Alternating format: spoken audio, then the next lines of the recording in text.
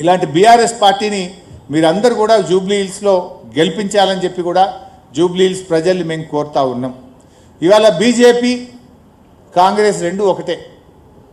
ఎందుకు ఈ మాట అంటున్నామంటే ఇవాళ జూబ్లీ హిల్స్లో పోటీ చేస్తున్న అభ్యర్థి నవీన్ యాదవ్ తమ్ముడు వెంకట్ యాదవ్, ఆయనకు 3 ఓట్లున్నాయి ఆధారాలతో సహా. కాంగ్రెస్ అభ్యర్థి తమ్ముడికి మూడు చోట్ల ఓటు ఉంది జూబ్లీ హిల్స్లో. ఇది ఎక్కడిది అని మేము ఎలక్షన్ కమిషన్కి ఇచ్చాం, ఫిర్యాదు చేసినాం, కానీ దాని మీద యాక్షన్ లేదు. దాదాపు 25,000 ఓట్లు కొత్తగా నమోదైనాయి. ఇందులో డూప్లికేట్ ఓట్లున్నాయి, వాళ్ళు అక్కడ ఉండడం లేదు, దొంగ ఓట్లున్నాయి, ఓట్ చోరీ జరుగుతుందని బీఆర్ఎస్ ఫిర్యాదు చేస్తే కిషన్ రెడ్డికి పట్టది, బీజేపీ ప్రశ్నించదు, బీజేపీ దాని మీద ఎంక్వైరీ వేయదు. మీ చేతులు అధికారం ఉన్నా మీరు పట్టించుకోరు. ఇద్దరు కలిసింది కనుకనే అది జరగదు. మరి రాహుల్ గాంధీ కూడా దేశమంతా బీహార్లో పోయి ఓట్ చోరీ అంటాడు, తెలంగాణ ఓట్ చోరీ గురించి రాహుల్ గాంధీ గారు మాట్లాడారు. అంటే ఇలా బీజేపీ కాంగ్రెస్లు తెలంగాణలో రెండు కలిసి ఉన్నాయి. ఇక్కడ ఇప్పుడు అసదుద్దీన్ ఓవైసీ గారు పోయి బీహార్లో ఆయన ఎన్నికల్లో నిలబడితే ఇదే కాంగ్రెస్ నాయకులు షబ్బీర్ అలీ గారు ఏమంటున్నారు ఓవైసీ గారిని, ఏ बीजेपी का बी टीम है अंटाడు. फिर तेलंगाना में कैसा बी टीम बना कांग्रेस का? बिहार में बीजेपी का बी टीम, तेलंगाना में कांग्रेस का बी टीम. एक ही पार्टी एक ही इलेक्शन में वहाँ बीजेपी का बी टीम कैसा बनता या कांग्रेस का बी टीम कैसा बनता? कुछ गलती है. आप सब मिलके हैं, आप सब लोगों को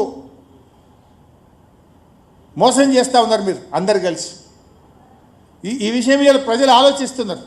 ఇవాళ ప్రధానమంత్రి గారే ఆర్ఆర్ ట్యాక్స్ అంటాడు. మరి ఆర్ఆర్ ట్యాక్స్ మీద ఎందుకు చర్యలు ఉండవు? ఇవాళ అందరికీ తెలుసు ఎక్కడ వసూలు చేస్తుండో, ఆర్ఆర్ ట్యాక్స్ ఏందో అందరికీ తెలుసు. Why there is no action so far?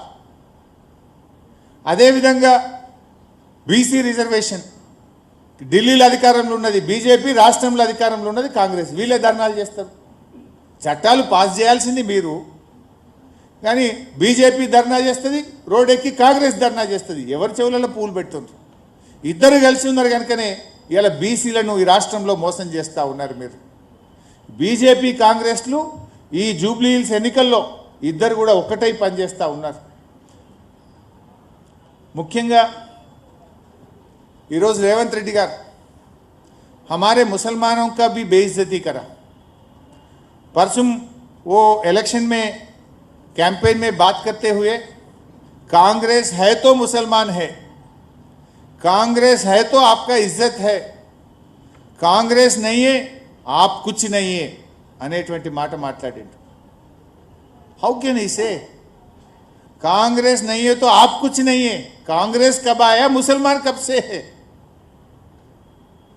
In fact आज़ादी के लिए पहले लड़ा हुआ सो जमाते उलमा हिंद, कांग्रेस जब पैदा भी नहीं हुआ, जब जमाते उलमा हिंद ने आज़ादी के लिए लड़ा है तब कांग्रेस है भी नहीं, कांग्रेस का पैदाश भी नहीं हुआ. ये कैसा बोल सकता रेवंत रेड्डी? रेवंत रेड्डी ने आज मुसलमानों का बेइज्जती कर रहा.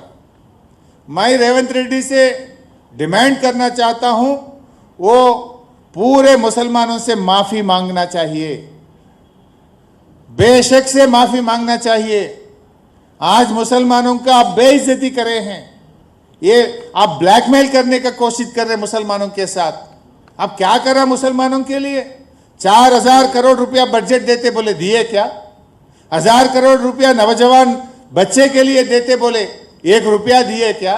इमाम मौसम का तनख्वाह बढ़ाते बोले 1 रुपया बढ़ाए क्या? तू करा क्या? कुछ नहीं करा. 2 साल में मुसलमानों के लिए आप करे सो कुछ भी नहीं है. कम से कम मिनिस्टर भी नहीं दिए थे. जुबली हिल्स में हार जा रहा बोल के, मुसलमान आपके खिलाफ हुआ बोल के, बीआरएस के प्रेशर से वो अजहरुद्दीन साहब को आप परसों 7 दिन पहले आप मिनिस्टर बनाए. अब लोग मालूम हो गए लोगों को आपका क्या है, आप क्या कर रहे, मुसलमानों को पूरा मालूम हो गए. जरूर आप लोगों को सबर सिखाएंगे. ఇదే రేవంత్ రెడ్డి గారు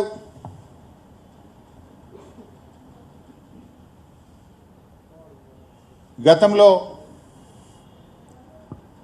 రామరెడ్డి వెంకటరెడ్డి గారు పాలేరులో చనిపోయారు. అప్పుడు తుమ్మల నాగేశ్వరరావు గారు బీఆర్ఎస్ అభ్యర్థిగా పోటీలో ఉన్నారు. ఆనాడు రేవంత్ రెడ్డి గారు పాలేరుకు వచ్చి ఒక మహిళ రామరెడ్డి వెంకటరెడ్డి గారి సతీమణి సుచరితారెడ్డి గారు పోటీ చేస్తుంటే బీఆర్ఎస్ పార్టీ 4-5 మంత్రులు వచ్చి పనిచేస్తున్నారు, ఇంతమంది మంత్రులు అవసరమా అని మాట్లాడిండు.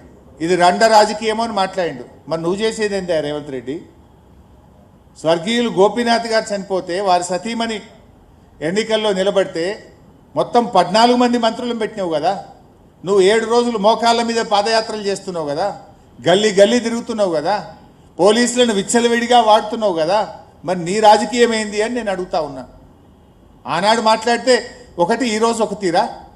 ఇలా పిల్లల మీద, ఆడపిల్లలు గోపి గారి పిల్లల మీద కూడా కేసులు పెడతావా? పాపం కాలేజీ పిల్లలు తల్లిగారి వెంట ప్రచారానికి వెళ్తే ఆ పిల్లల మీద కూడా కేసు పెడతావు. గోపి గారి సతీమణి గారి మీద లేనిపోని అభాండాలు వేసే ప్రయత్నం చేస్తావు. ఇంత చిల్లర రాజకీయం అవసరమా? ఇంత దివాలాకోరు దిగజారుడు రాజకీయం అవసరమా నీకు? ఇలా ప్రజలు దీన్ని ఆలోచించాలని చెప్పి కూడా కోరుతా ఉన్నా. రేవంత్ రెడ్డి గారు ఈరోజు 6 గ్యారెంటీల గురించి మాట్లాడతలేడు. నిన్న ఒక మంత్రి మాట్లాడుతూ తులం బంగారం ఉత్తదే అని చెప్పేసింది. ఇక తులం బంగారం ఇచ్చేటట్లేమో ధర బాగా పెరిగింది అంటుండు. అంటే ఎన్నికల ముందు వాగ్దానం ఇచ్చి తీరా ఇప్పుడు తులం బంగారం ఇయ్యమంటుండు. ఆడబిడ్డలకు ఎన్ని ప్రామిసులు చేసిండు. నిన్న ఎవరో చెప్తున్నారు, జూబ్లీ హిల్స్లో మహిళా సంఘాలలో కలిసి వాళ్ళను ప్రలోభ పెట్టే ప్రయత్నం చేస్తున్నారు. జూబ్లీ హిల్స్లో మహిళా సంఘ నాయకుల దగ్గరికి పోయి ప్యాకెట్లు ఇస్తున్నారట. మహిళా సంఘాల నాయకుల దగ్గర బుక్కులు ఉంటాయి, చూసినారు వాటిని ఏమంటారు, ఆ బ్యాంకులో లోన్ తెచ్చుకునే జాయింట్ అకౌంట్ బుక్కులు ఉంటాయి. ఒరిజినల్ బుక్కులు అన్నీ ఇప్పుడు వాళ్ళ దగ్గర లేవు. మీరు ఎక్కడైనా చెక్ చేయండి. మొత్తం కాంగ్రెస్ పార్టీ వాళ్ళు తీసుకున్నారు. ఒరిజినల్ బుక్కులు తీసుకున్నారు, ప్యాకెట్లు ఇచ్చిండ్రు. ఏమని బ్లాక్మెయిల్ చేస్తున్నారు? ప్యాకెట్ ఇచ్చినా మీరు ఓటు వేయాలి, మీరు గెలిస్తేనే మీ బుక్ వాపస్ వస్తుంది, లేకపోతే రాదంటారు. నేను అక్క చెల్లెళ్ళకు ఒక విజ్ఞప్తి చేస్తూ ఉన్నా. మహాలక్ష్మి వస్తే మీకు 55,000 వచ్చేది. కాంగ్రెస్ పార్టీ మహాలక్ష్మి కింద ఈ 2 ఏళ్లకు 55,000 బాకీ పడ్డది. ఇప్పుడేమి ఇస్తాడు ఈయన? మహాలక్ష్మి కాంగ్రెస్ని ఓడగొట్టండి, మీకు మహాలక్ష్మి వస్తుంది.